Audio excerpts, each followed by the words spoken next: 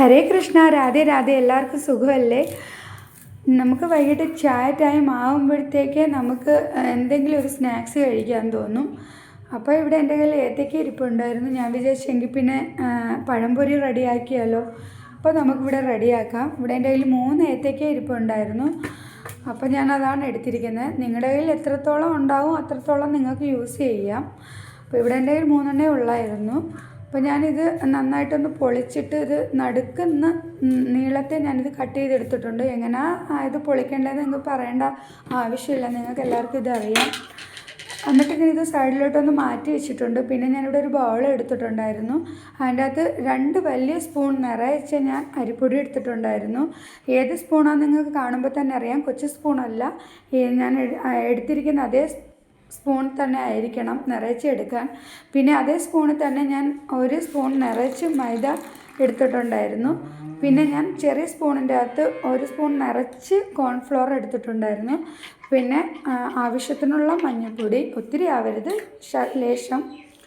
പിന്നെ 1/2 സ്പൂൺ പഞ്ചസാര, ലേശം ഉപ്പ് ഇട്ടിട്ടുണ്ടായിരുന്നു. എന്നിട്ട് ഞാനിത് കുറച്ച് വെള്ളം ഒഴിച്ചിട്ട് നന്നായിട്ട് മിക്സ് ചെയ്തെടുത്തിട്ടുണ്ട്. ഒത്തിരി വെള്ളം ആവരുത്, ഒത്തിരി കട്ടിയുമാവരുത്.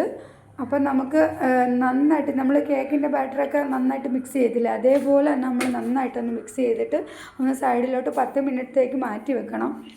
അതിനുശേഷം നമ്മളിവിടെ കട്ട് ചെയ്തിരിക്കുന്ന ഏത്തയ്ക്ക എടുത്തിട്ട് അത് ഓരോ പീസായിട്ട് അതിലോട്ടൊന്ന് നമ്മൾ മുക്കി വെച്ച് കൊടുക്കണം. അതിനുശേഷം ഞാൻ ഇവിടെ ഒരു കടായി എടുത്തിട്ടുണ്ട്. അതിൻ്റെ അകത്ത് കുറച്ച് ഓയിൽ ഒഴിച്ച് കൊടുത്തിട്ടുണ്ടായിരുന്നു. നിങ്ങൾക്ക് കോക്കനട്ട് ഓയിലോ സൺഫ്ലവർ ഓയിലോ ഏതാ ഓയിൽ വേണ്ടതെന്ന് വെച്ചാൽ നിങ്ങൾക്ക് യൂസ് ചെയ്യാം. എന്നിട്ട് ഞാനിവിടെ നന്നായിട്ട് ഓയിലൊന്ന് ചൂടായതിന് ശേഷം നമ്മുടെ മുക്കി വെച്ചിരിക്കുന്ന ഏത്തയ്ക്ക എടുത്ത് ചൂടെണ്ണയിലോട്ട് ഇട്ട് കൊടുത്തിട്ടുണ്ട്. ഇത് നന്നായിട്ട് ഒരു സൈഡ് ഫ്രൈ ആയതിനു ശേഷം വേറൊരു സൈഡും കൂടെ ഒന്ന് തിരിച്ചിട്ട് കൊടുക്കുക. ഒത്തിരി കരിയാൻ പാടില്ല, ഒത്തിരി റെഡാകാനും പാടില്ല. ഇതേ കളർ യെല്ലോയിൽ തന്നെ നമുക്ക് റെഡിയാക്കി എടുക്കണം. സത്യമായിട്ട് നല്ല സൂപ്പറായിട്ടാണ് നമ്മുടെ പഴംപൊരി ഇവിടെ റെഡിയായിട്ട് വന്നിട്ടുള്ളത്. നിങ്ങൾക്ക് കാണുമ്പോൾ തന്നെ അറിയാം. സത്യമായിട്ട് ഞാനിത് കഴിച്ചു നോക്കി, വളരെ നല്ല സൂപ്പർ ടേസ്റ്റാണ് കേട്ടോ. അപ്പോൾ നിങ്ങളെല്ലാവരും ഇതൊന്ന് ഈ റെസിപ്പി ഒന്ന് ട്രൈ ചെയ്ത് നോക്കുക. പിന്നെ എന്നെ ലൈക്ക് ചെയ്യുക, ഷെയർ ചെയ്യുക, ഫോളോ ചെയ്യുക. അപ്പോൾ ഓക്കെ, ബൈ.